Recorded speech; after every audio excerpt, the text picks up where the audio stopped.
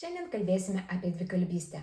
Man dažnai užduoda klausimus ir išrinkau 3 pačius aktualiausius būtent šią temą. Pirmas, ką daryti, jei vienoje šeimoje kalbama skirtingomis kalbomis. Na, pavyzdžiui, lietuvių, anglų, kaip išvengti tos kalbinės mišrainės. Antras, ar dvikalbystė lėtina kalbą, kalbos raidą. Ir trečia, kaip išsaugoti savo kalbą persikėlus gyventi į kitą šalį. Panagrinėkime. Trumpai pristatysiu, kaip vystosi kalba. Kalbos įsisavinimas yra palaipsniui besivystantis procesas, nes vaikas aktyviai domėdamasis aplinka sužino vis daugiau naujų dalykų, o tėvai tuos daiktus ar veiksmus įvardyja. Ir vaiko kalba pamažu keičiasi, kuo daugiau jis girdi ir patiria, tuo daugiau išmoksta. Iki pirmojo gimtadienio vaikai jau skiria kalbos garsus, tik ne visos jas moka ištarti, bet pradeda žaisti su tais garsais. Metų vaikas gali suprasti apie 50 žodžių, kuriuos dažniausiai girdi. Tai žaislai, kasdieniai buities daiktai, kasdien kažkokie atliekami veiksmai, brolių, seserų ar augintinių vardai. Tai yra, supranta tuos žodžius, kuriuos mato ir girdi kasdien. Iki maždaug 2 metų vaikai mokosi kalbos per nuolatinį kartojimą, tarsi tokį repetavimą. Vaikams labai patinka įvairūs garsažodžiai, tokie kaip bum bum, ten kuku, nu. Taip jis mokosi suderinti iškvėpimą, lūpų ir liežuvių judesius, kurie vėliau padės sujungti 2 skiemenis į žodį arba žodžius į skiemenį. Kai vaikas pradeda suprasti kalbą, jis pradeda pastebėti, kad kai kurie žodžiai ar sakiniai kartojasi pagal tam tikrą modelį. Nuo 2 metų vaikas pradeda įsisavinti gramatinės kategorijas, laiką, asmenį, giminę, linksnius. Pamažu jis išmoksta tas taisyklės taikyti, tai dažniausiai būna apie 3 metus. Iki 4 metų vaikas taisyklingai vartoja visas žodžių galūnes. Tiesa, kaip sėkmingai vaikas mokysis naujų žodžių ir gramatinių struktūrų, priklauso nuo kalbinės aplinkos, tai yra tėvų žodžių įvairovės bei individualių vaiko ypatybių. Ar vaiko esančio dvikalbėje aplinkoje kalbos raida vystosi kažkaip tai kitaip? Ne. Bet labai daug kas priklauso nuo to, kokios strategijos laikosi tėvai dvikalbėje arba daugiakalbėje aplinkoje, bendraudami vienas su kitu ir su vaiku. Aptarsiu 4 pagrindinius daugiakalbių šeimų tipus. Pirmas tipas – tai vienas asmuo, viena kalba. Ji reiškia, kad kiekvienas tėvas su vaiku visada kalba tik savo gimtąją kalbą. Mama savo kalbą, tėtis savo. Ir vaikas nuo gimimo nuolat girdi 2 kalbas kaip gimtąsias ir išmoksta jas natūraliai bei lygiagrečiai. Tai vaikui suteikia sąlygas tapti vienalaikiu dvikalbiu. Tai nereiškia, kad tėvai būtinai tarpusavėje kalbasi vienas kito gimtąją kalbą. Jie gali bendrauti 3 kalba, pavyzdžiui, angliškai. Tarkim, mama su vaiku kalba visada lietuviškai, o tėtis visada ispaniškai. Kiekvienas su vaiku bendraujantis asmuo turi savo kalbą, kurią su vaiku pastoviai ir šneka. Taip vaikas įgauna aišku abiejų kalbų modelį. O tarkim, tarpusavėje tėvai kalbasi 3 anglų kalba, nes taip vienas su kitu susikalba. Vaikas šią 3 kalbą girdi kaip foną, bet strategija vienas asmuo viena kalba nesugriūva. Ši strategija neveikia tik tada, jei tėvai kalbėdami su vaiku patys pradeda miksuoti kalbas arba dažnai jas keičia. Na, pavyzdžiui, mama pradeda su vaiku kalbėti ne tik lietuviškai, bet ir angliškai. Tada pasižeidžia tas principas vienas asmuo viena kalba. Ir vaikas nebeįsisavina kalbos kaip stabilaus modelio, kaip vieno kalbos kodo, nes priima kaip normą, kalbant su mama, maišyti kalbas. Ką reikėtų čia žinoti? Vaikas vienodai įsisavins abi kalbas tik tada, jei tėvai vienodai laiko skirs savo vaikui. Kitu atveju viena kalba bus šiek tiek stipresnė už kitą. Ką reiškia įsisavina? Kalbos įsisavinimas tai natūralus, nesąmoningas gimtosios ar kitos kalbos perėmimas iš aplinkos. Tai įvyksta tada, kai vaikas girdi tą kalbą, įsimena žodžius, mėgdžioja kalbėjimą ir pamažu pats atranda kalbos taisyklės. Taip vaikai išmoksta savo gimtąją kalbą. O išmokimas tai jau sąmoningas kalbos mokymasis formaliai, tai yra pamokose, kažkokiuose kursuose ar panašiai. Antras tipas. Viena kalba, viena aplinka. Na, pavyzdžiui, lietuvių šeima išvyksta gyventi į Norvegiją. Namuose tarpusavyje vartojama lietuvių kalba ir atitinkamai tėvai su vaiku kalba savo gimtąją lietuvių kalbą. Nuo gimimo vaikas mokosi tik vienos kalbos, kita kalba, kurią jis girdi lauke, yra tarsi fonas. Ir šiuo atveju vaikas nuo gimimo įsisavina tik vieną kalbą, o antrosios išmoksta pradėjęs lankyti darželį ar mokyklą, į ką šiuo atveju reikia atkreipti dėmesį. Į vaiko amžių, nuo kada vaikas pradeda lankyti darželį ir į laiką, kiek jis išbūna toje kitakalbėje aplinkoje. Jei vaikui 2 metai ir jis jau patenka į kitą kalbinę aplinką ir ten praleidžia 6-8 valandas, o namie jie girdi tik pusryčiaujant ir kokias 4 valandas po darželio, tokiu atveju svetima kalba pradeda dominuoti. Ir vaikas tą kalbą anglų, norvegų, vokiečių parneša namo ir nori, kad visi šeimos nariai kalbėtų kitą kalbą. Ir čia reikia mokėti atstovėti ir primiktinai kalbėti savo kalbą, jei norite išsaugoti savo vaikuose gimtąją kalbą. O jeigu vaikui jau yra 5, tarkim šeimoje gimtąją kalbą išmoko pakankamai gerai, o sulaukęs ten 6-7 metų pradeda lankyti mokyklą, kur visa ugdymo sistema yra kitoje kalboje, tai kalbos vystymasis ir tobulėjimas sustoja. Jeigu viską paliksite taip, kaip yra, kas nutiks? Apskritai nieko labai blogo ar katastrofiško. Vaikas, būdamas ir suaugęs, supras lietuvių kalbą, tačiau pirmoji problema, kuri gali kilti, vartos truputį primityvią vaikišką kalbą. Kita rimtesnė problema - tai giminės ir linksnių galūnių derinimas.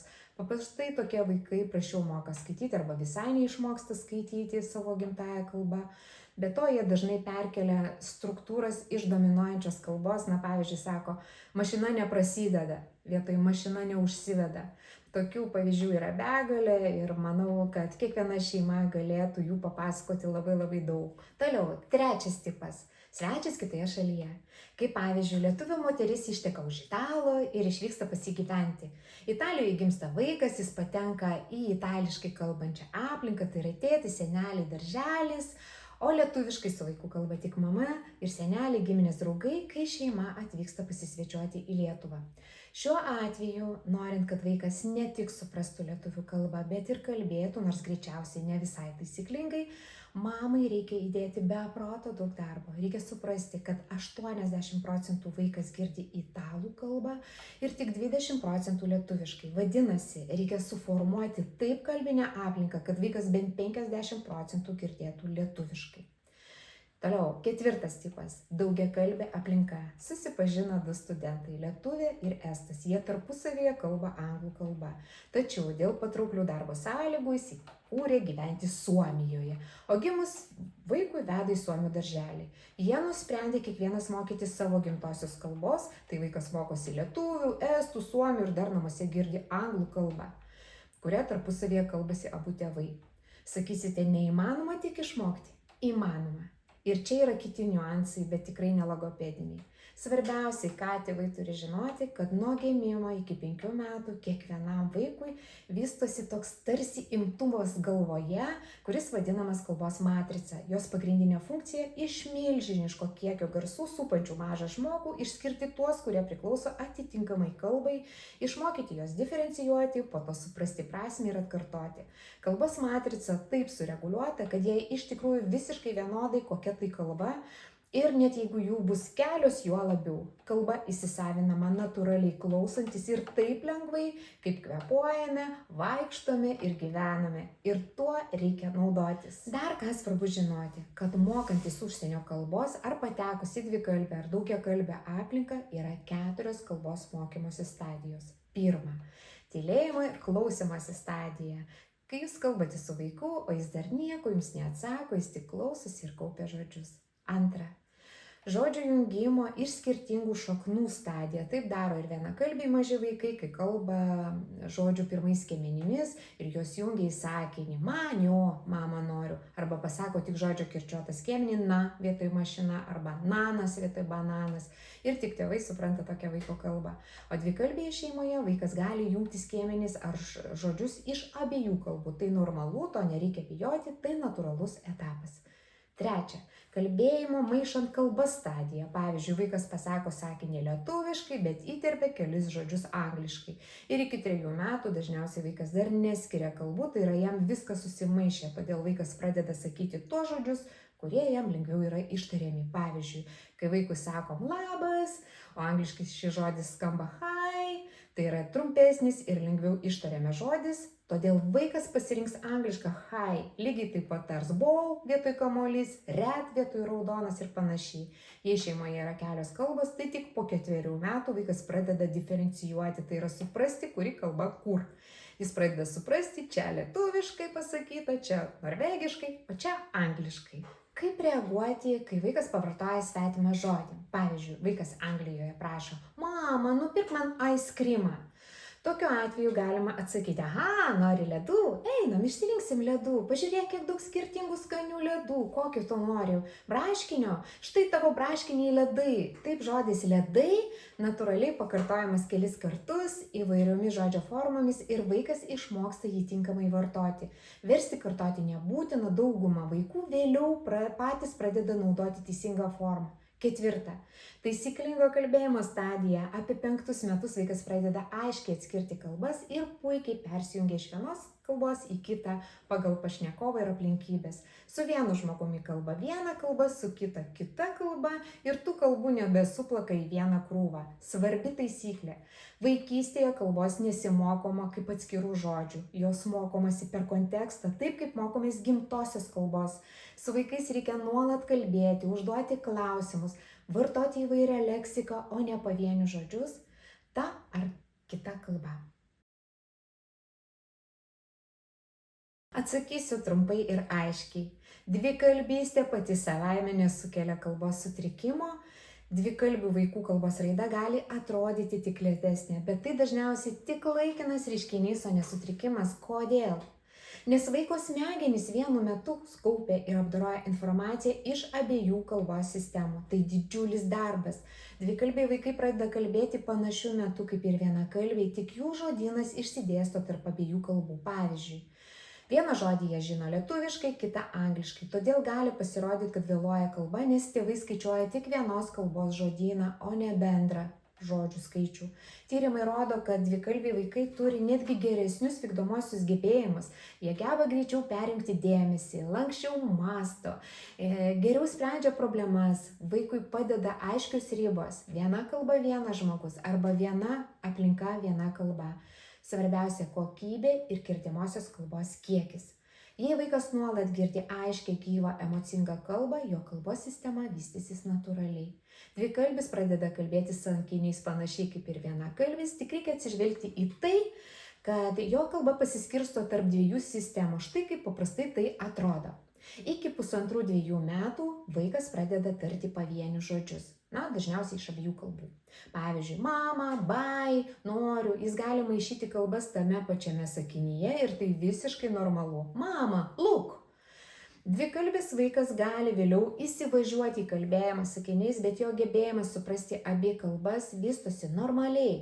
Apie 2–2,5 metų ima jungti 2–3 žodžius į paprastus sakinius, ten mano batai, give ball, mama iki, tokie trumpi junginiai atsiranda toje kalboje, kurios vaikas tuo metu girdi daugiau.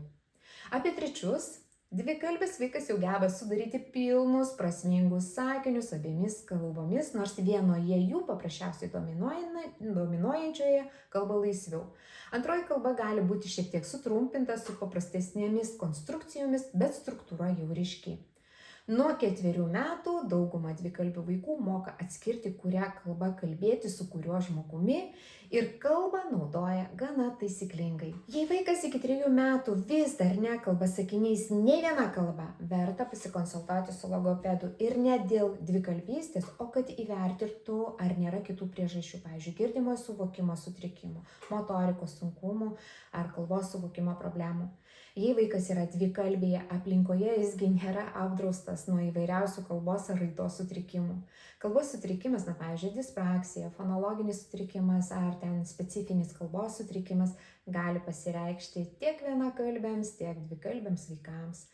Ir jei paaiškėja, kad yra kalbos sutrikimas, rekomenduojama pasirinkti geriau vieną kalbą, kurią vaikas kalbės. Jei planuojate grįžti į Lietuvą, tai padarykite kuo greičiau, kad jam išmokti kalbą padėtų lietuviška aplinka.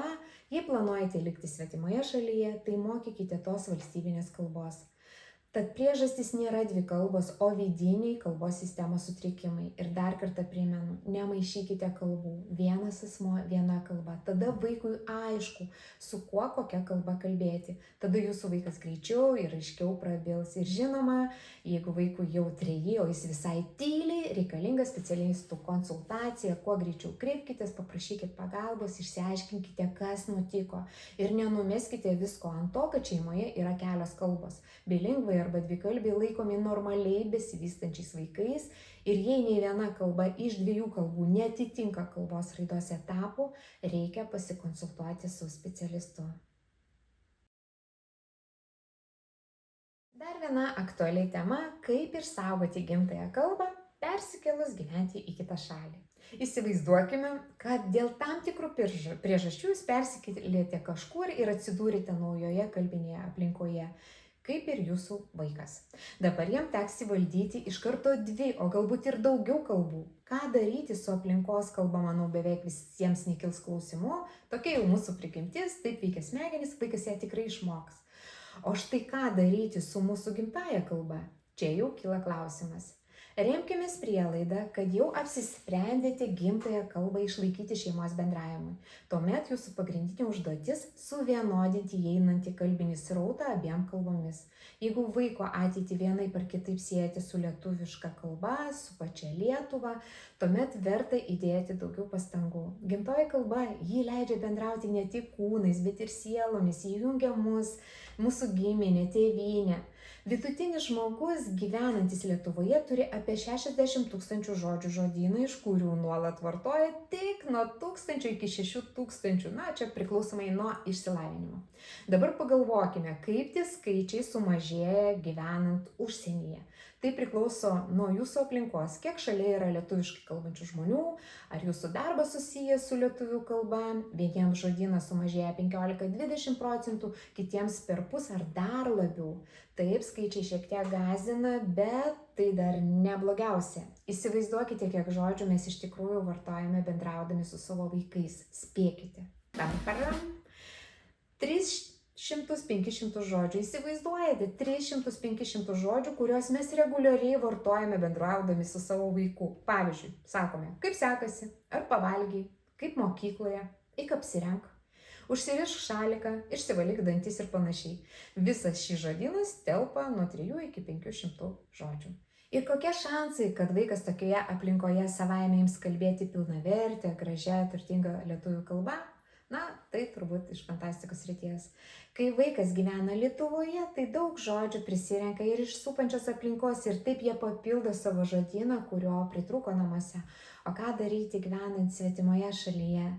Norėdami palaikyti gimtąją kalbą, skaitykite knygas, žiūrėkite filmus lietuviškai, klausykitės dainų savo kalbą, prisijunkit prie tautinių mažumų bendruomenių, šiuo atveju lietuvių bendruomenės, kur vaikas galėtų pabendrauti su savo kitais, savo amžiaus vaikais gimtąja kalba, užrašykit vaikus į lituanistinio švietimo įstaigas.